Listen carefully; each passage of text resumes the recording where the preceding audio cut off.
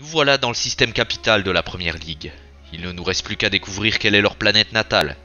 Pendant la recherche, un trou de verre s'est créé et un vaisseau scientifique de notre voisin en est sorti. Il arrive un peu tard. Normalement, je devrais pouvoir trouver les secrets de leur monde avant lui. Et ce fut chose faite. Cette planète était devenue une gigantesque mégalopole. Pour subvenir aux besoins de chacun, la nourriture devait être importée d'autres mondes. Quand la Première Ligue s'est effondrée, les approvisionnements ont dû cesser et causer famine et anarchie. La population a dû décliner jusqu'à ce que cette planète devienne un monde fantôme. Incroyable. C'est donc à ça que ressemblerait la fin d'une civilisation. Peu importe la grandeur de celle-ci, elle n'est pas à l'abri de s'effondrer. En tout cas, la découverte de ce monde a boosté l'unité du peuple, pour qui les traditions de l'expansion et de la recherche scientifique sont bien ancrées dans notre société. Mais les gens ont tendance à oublier que vouloir soumettre autrui est aussi une volonté humaine. De nos voisins deviennent un peu envahissants. Il est temps de remettre en marche une vieille machine que nous avons auparavant souvent utilisée. Citoyens de la Fédération, votre nation a besoin de vous pour une opération militaire de grande envergure qui va avoir lieu dans les prochaines années. De nos empires voisins, avec qui nous entretenons des relations houleuses, s'arment et de multiples échanges diplomatiques ont lieu entre eux. Si on ne fait rien, je crains qu'une alliance risque de naître devant nos portes. Les premiers modèles de croiseurs sont en cours de construction, mais malheureusement, notre armée de clones ne sera pas suffisante pour combattre au sol et piloter tous les vaisseaux. C'est ainsi que j'en appelle à votre patriotisme, pour le bien de votre espèce, pour venir en aide à l'humanité. Rejoignez-nous. Rien de tel qu'un petit discours pour justifier un objectif de guerre et prétendre se défendre auprès du grand public. Leur opinion auprès de moi ne baissera pas plus, et même s'il est vrai que 2 de nos 3 voisins nous détestent, rien ne nous dit qu'ils préparent une guerre contre nous. En tout cas, pour nous, ça reste notre objectif. Il est hors de question que la Fédération se retrouve encerclée. Se préparer à une guerre de grande envergure risque de prendre du temps, mais au moins, nous avons rattrapé le retard en armement. Des lasers à UV sont prêts et des missiles quantiques sont en cours de recherche.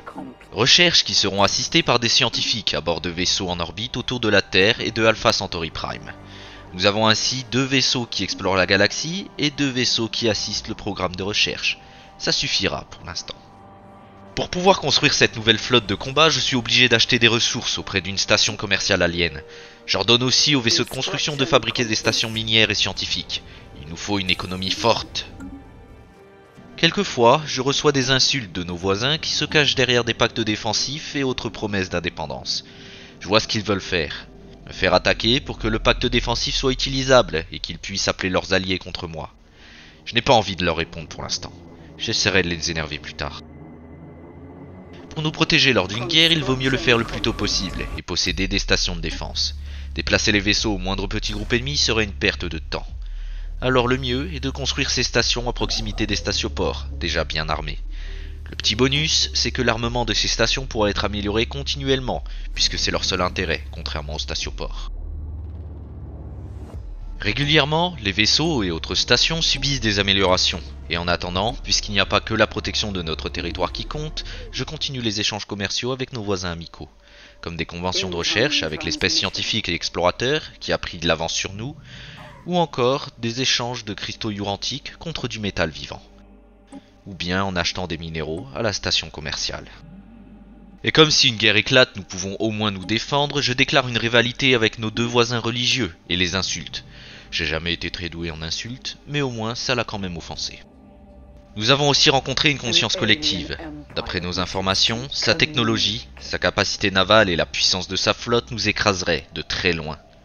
Son lieu de résidence, quant à lui, ne serait pas une planète, mais un nanomonde, une mégastructure titanesque.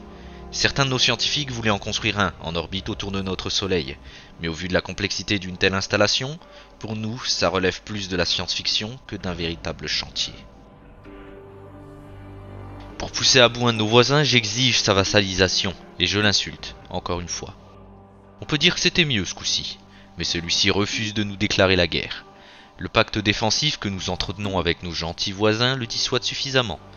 Le premier qui attaque va au-devant de gros soucis, sauf si celui-ci surpasse largement tous les autres. Voilà mon objectif. Les années suivantes ont servi à construire de nouveaux bâtiments sur Terre et sur nos colonies, ainsi que des stations minières, afin que notre économie permette la production et l'entretien d'une grande flotte. Vraiment très grande. Notre capacité navale a fortement augmenté grâce à nos traditions de suprématie. Nous allons pouvoir produire plus de vaisseaux à présent. Il ne me reste plus qu'à prévenir la population pour l'accord avec la conscience collective. Citoyens de la Fédération et peuple de la Terre, certains d'entre vous ont peut-être déjà reçu une injection de la part d'une unité biologique que vous ne connaissiez pas auparavant. Cette injection nous provient d'une conscience collective dont le but est la préservation d'espèces. D'après elle, quelque chose aurait pu nous mener à notre perte. Ne vous inquiétez pas, nous faisons ça pour votre sécurité.